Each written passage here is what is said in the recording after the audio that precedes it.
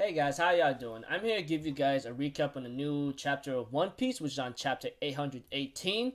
Now, I read this chapter the moment I woke up. It was pretty cool, nice, but at the same time shocking because I was like, holy dang, all this info dump revelation in this chapter was really, really important because this gives us the history and secrets to the Poneglyph, not to mention the Wano Kingdom, what's been happening over there, not to along with more secrets that could be involved with Goldie Roger, the former deceased pirate king, or should I say the pirate king that's been killed, yada yada yada, whatever you want to say or how to put it.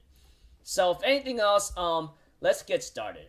And if I take a little long and so forth and I miss anything, please forgive me. Okay, at the beginning of the chapter, we have to it that everybody, especially Raizo, along with Kinemon and Kanjuro, are pretty surprised to see that the city is still okay, but not to mention that the country is still alive, you know. And he says, "Forgive me, my friends," to see to it that they still put their lives on the line or something. So we have to it that Nico Robin asks Nami, what does it look like to you right now? And he goes and therefore we have to it that Nami therefore tells Robin it's like a chart or something drawn to some point. And therefore the cat Duke therefore tells Robin that we are known to be the guardians of protecting this thing. And this thing that you just read right now is a roll poneglyph, which is something to the final point of the Grand Line, which is known to be a stone to guide to a certain location. And therefore, Nico Robin says, "Are you talking about Island Raftel, which is known to be the final island on the Grand Line in the New World?" And therefore, the Dog Duke confirms yes. And they go "Whoa, Raftel? No way! You mean you could go? We could gather all this and then go to the finish line and be the Pirate King?" Even Luffy was pretty surprised. He goes "The location of Raftel is on this big slab of rock," and therefore the Dog Duke says, "Yeah, but the Redstone Poneglyph is not the only one. There are 4 in the whole entire world." But freaking Luffy goes "There are 4 Raftels? What?" I'm thinking in my mind, no, Luffy. Usopp smacked Luffy and says, "No, there's 4 pots that leads to Raftel. That one of them is the red poneglyph that Robin and the Straw Hats gotten." But we also get more information that our Straw Hat crew is getting from the Dog Duke. Apparently each stone on the poneglyph inscribes a certain location. Once you converge everything and put everything all together, the destination you will seek on Raftel is there. And therefore, we have to it that Luffy's excited about this and he wants to see if One Piece is really there. Law, on the other hand, was listening to this, which gives him a certain advantage. And therefore, Luffy says, "Okay, we're going to search for the rest of them. First, I want to grab Sanji back and do whatever we have to do." And therefore, after what's been going on, we have to it that the Cat Duke tells the cat government, the Nekomashi or Cat Duke tells Luffy that if you're planning to go to a certain island with Pecoms, then you're on the right track. It's the whole Cake Island, if anything. But what makes it more scary is that there are 4 rolled poneglyphs that existed, and therefore that was pretty surprising right there because I'm pretty sure there's pieces together to get to that certain location, Raftel, and so forth. And therefore, there's in the hands of 2 pirates though. 2 of the pieces out of 4 is with the pirates, Yonko Big Mom and Yonko 100 Beast Kaido. And that was pretty scary. Even the Straw Hats are "What the hell? Are you serious?" Even Usopp was scared as hell, not to mention Nami's going "My vision just turned all black. I can't help it." And therefore Luffy's "Stop complaining. We have to fight them sooner or later." And therefore Usopp was thinking, "Yo, you can't be serious about picking a fight with them all by yourself, you know?" And so etc. But eventually we get more information from the Cat Duke that there's no actual need to steal the poneglyphs right away. At first, there's like maybe some prints here and there that could be around for you to grab or something, like fish prints that the Cat Duke mentioned. It could be something that someone refers to a certain location, but we had to it that Usopp says, so we could just stealthily infiltrate the Yonko ships and steal those copies. And therefore, we had to it that Usopp says, so why do you instantly make... And therefore, Usopp tells Luffy, you can make all the raft and become the Pirate King right away. But we had to it that Luffy was disappointed by that, because I'm pretty sure he doesn't want to take the easy route, which is understandable. I can understand that. After all that hard work and training, he doesn't want to run off to an easy road or something. And we have to it that the Cat Duke was concerned about Nico Robin herself, because like knowing that you could read these things, you know, it's pretty dangerous. But seeing how you could decipher them, you know what risk you're gonna be having, right? So when the time comes about you reading those things, big names around the world will try to come and snatch right after you. You know, even the Cat Duke shows concern because Robin could be kidnapped or snatched away. And therefore, we have to it that Robin says, oh, no need to worry. I have very good, strong, reliable friends who will protect me. And Luffy and Chopper are blushing here and there going, don't worry, we'll keep an eye on you. And Chopper's like, da. And Usopp's like, any evildoers that go on you, I'm going to kick their butts. And Nami's like, if they touch you, I'll make them consider the lives, money, and forfeit, and so forth.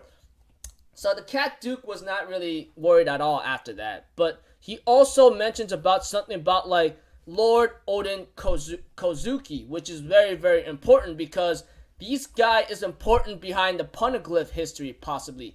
Even Momonosuke says, you guys don't have to hide it. You guys could tell him. Even Luffy complains to him, go like, hey, what's with you trying to hide this information? Stop being some royalty, whatever.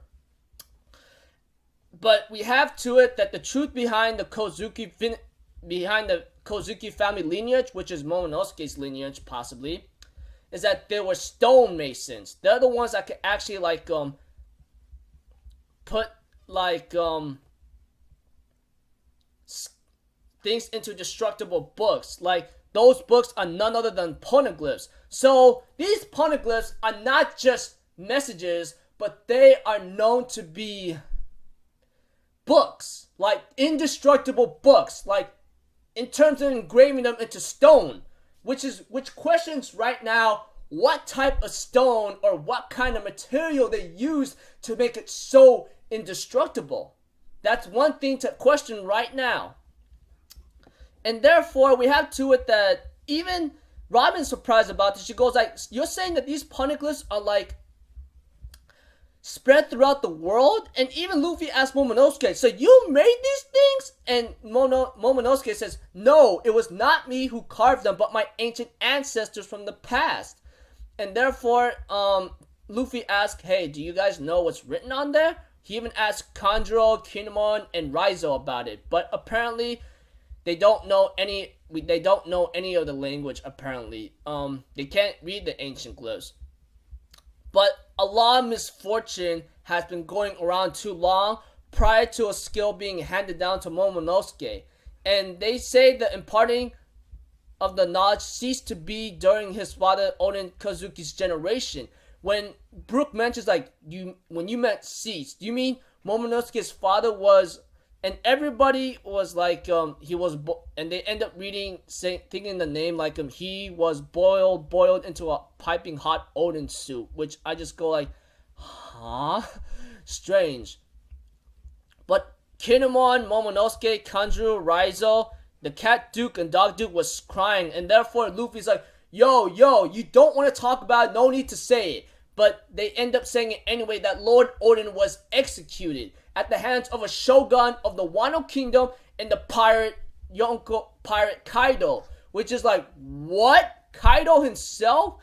And therefore they go like, whoa, what's going on here? And to the very last breath, he decides to protect us from the information. I mean, the 100 Beast pirate crew is currently occupying the Wano Kingdom, which shows a lot of concern of what leads up to certain events, and that was pretty scary. Zoro's like, if you don't want to answer this, if you don't want to answer it, that's fine. But why was your boss executed? I don't get it. Is it because like it can't be related that he was trying to target or capture you, right? But Kinemon explains that there was something about Kaido extracting information from us because the previous Daimyo, Lord Oden Kozuki, he was with the Gold King, Pirate King Gold D. Roger himself. And apparently, onto that final journey, on the final journey to the final island, Raftel. And therefore, that's why the lawyer was like prying secrets of that world. And that's freaking scary. So, here's one thing. I know that I'm very confusing at point and it's really hard to understand, that's for sure. But I will put this in simple bullet points if you watched to the end, which I highly doubt anyone did. But if you did, I thank you in watching this video. Here's one thing though. We get to know how these poneglyphs are made, not to mention secrets of Gold D. Roger, the road poneglyphs, which is one of them that the Straw Hat pirate crew found, one of the road poneglyphs. Two of them is occupied by Kaido and Big Mom. Not to mention about like having to see how these poneglyphs were made. What's really important though, I find in this chapter, which everyone could agree at most, is the 4 pieces of the road poneglyph. Not to mention the history behind the poneglyphs, how they were made, and along with what's happening to the Wano Kingdom, etc. Holy dang, all this information about the poneglyphs with the history about the Wano Kingdom, what Kaido's been doing, is all making sense right now. No, what Kaido's been doing apparently, of wanting to do this and that, makes sense of why he was trying to go after Rise Up passively. And therefore, mentions about the Pirate King Gold D. Roger himself on the final journey to the final island of Raftel, that the Wano Kingdom Lord was like prying secrets of that world, which is really, really scary. This chapter is big info dump, seriously. I'm very sorry if this video is very, very long. I mean, like, it's just like, I'm pretty sure I'm unable to, like, put all this information in my head and so forth. But seriously, though, this chapter was very, very, very, very, very important because, like, we get to know the history of the poneglyphs, which lineage came and who made them. Well, of course, that was Momonosuke's lineage. And then a lot of things. A lot of information, dude. My throat is so sucked out dry right now. Oh my gosh. Pretty scary chapter. No, pretty awesome chapter. Some will say like, oh, this is just all about info dump. How's that important? Hello? Make some connections and understand how this leads to that. It becomes important in the end. This goes into a backstory of possibly more about Gold D. Roger himself. So we get to know more about it, not to mention the Wano Kingdom country. There's a lot we don't know and a lot to understand, so I'm pretty sure Oda has a lot more information to give, but dang, dude, I am pretty shocked as any other manga reader is of One Piece is. So until then, I'll see you guys in my next video. So I apologize if this video is very long. Until then, I'm Alpha Zero. Have a good day, and I'll see you guys next time. Peace out. Bye-bye.